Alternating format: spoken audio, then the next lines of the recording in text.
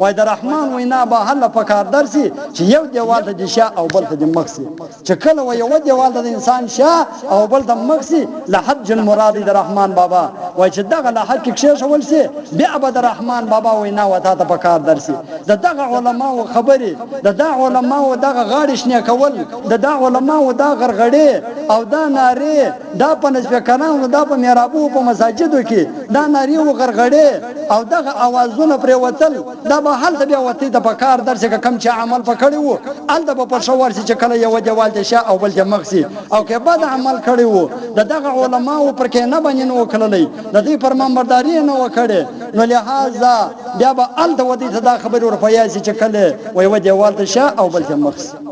هغه ځکه ته بیا انسان دا خبرې ټول ورپیا سي چې یاره دا پلانکیم لا چې مرته ویل هغه خود دغه ځکه دی هغه دغه دغه ملائکه چې هغه د هیبت ډکه ملائکه دي هغه د هیبت ډکه شپه چې د اول شپه د قبر دغه خود دغه ده یا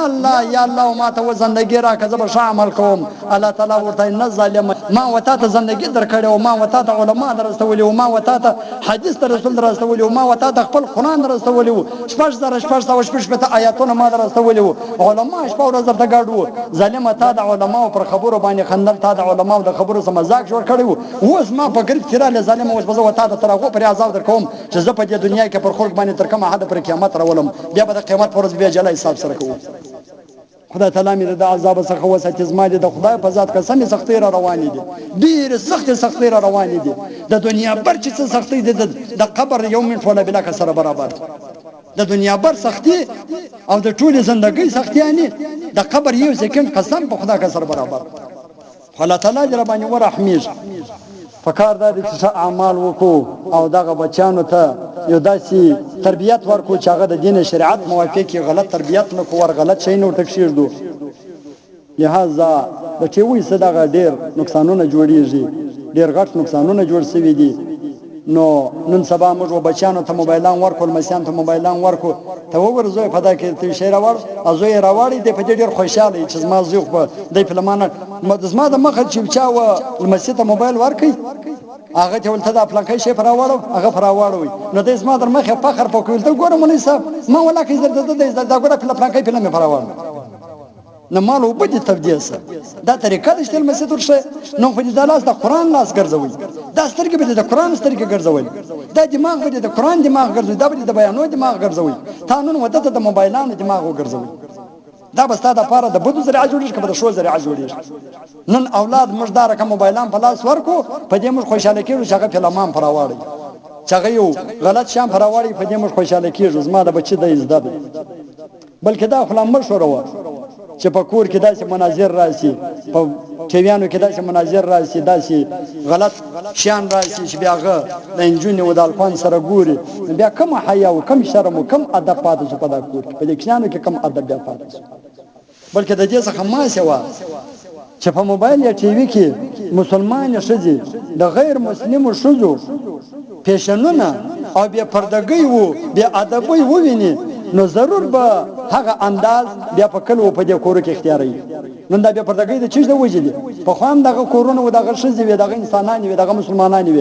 نن دا بدون بیا پردګي د چیز د وجراله چې لور د پلار په خله نه کوي مسجد نکاح په خله نه کوي خور د ورور په خله نه کوي د بیا پردګي په بارک څه واجد دا اواز د چمړ په کور کې ټچ موبایلان ورته شدي او یا مې په کور کې ټیویان ورته شدي په خوابه میړه وشزه ته یو جوړه راوړله هغه شزه به در دبل کاله پر شکریا ادا کول چې کور دی ودان چې دغه کپڑا دی مان راوړله الانګ هغه به یو ارزان بیا کپڑا و یو سوز د کپڑا به لیکن یو کال بیا هغه شکریا ادا کول نن داسې حالات دي چې په خپل په دکانو باندې ګرځي په خپل په مارکیټو باندې ګرځي میړم لامات بیا غیرت بیا په کور کې پښه غزولې ناس بي شزه و بچان و لونه بیا په دکانو په مارکیټو کې ګرځي دا بشان اخ د په پیسې ور کړی 15000 روپۍ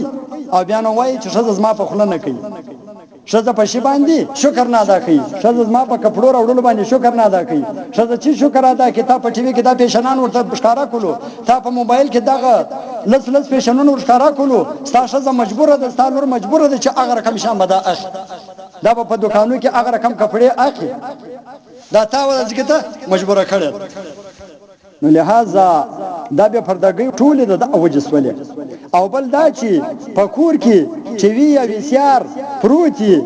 یا د کم کور ماشومانو په لاسو کې چې ټچ موبایلان وي نو د هغه کور د ماشومانو اخلاق به ضرور خرابېږي. ته نن په دا کوڅو کې نه ویني چې کښنه کښنه افغان رواني خپلان کې فلم کې چا داسې چم کې دی راسم او تاغه ما په خپل سترګو لیدلی. دغه پښتنو زمنان دي، د مسلمانانو زمنان دي، دغه صوفیانو زمنان دي. د چیز دی خو د شپې په موبایل کې هغه فلمانو ښکار کوي، د شپې په موبایل کې هغه دانسونه ښکار کوي، د شپې په موبایل کې هغه ډرامې ښکار کوي چې بیا د اکشنی زمنان وو لمسیان پر لارې باندې را رواني د هغه فلمکارانو د هغه ډرام بازانو د هغه ډمانو چمونه بیا پر لارې باندې کوي. کلمه خو دې نه کورځدا چې لا اله الا الله محمد رسول الله، یو بل داسې د لمانځه الفاظ خو دې نه کورځدا، یو بل د دین دوستۍ داسې شی خو دې نه کورځدا. دغه دې ورځدا کې ماستان د 12 بجو پرې چې تا وځي د فلم په لاس ور کړی دی، موبایل په لاس ور کړی دی، هغه سار په کوڅو کې په کلی کې داغه فلمکارانو چمونه کوي. خدای تعالی مې دې وساتي. قسم په خدای دې بچانو په باره کې به د مرسته پښتنه کیږي.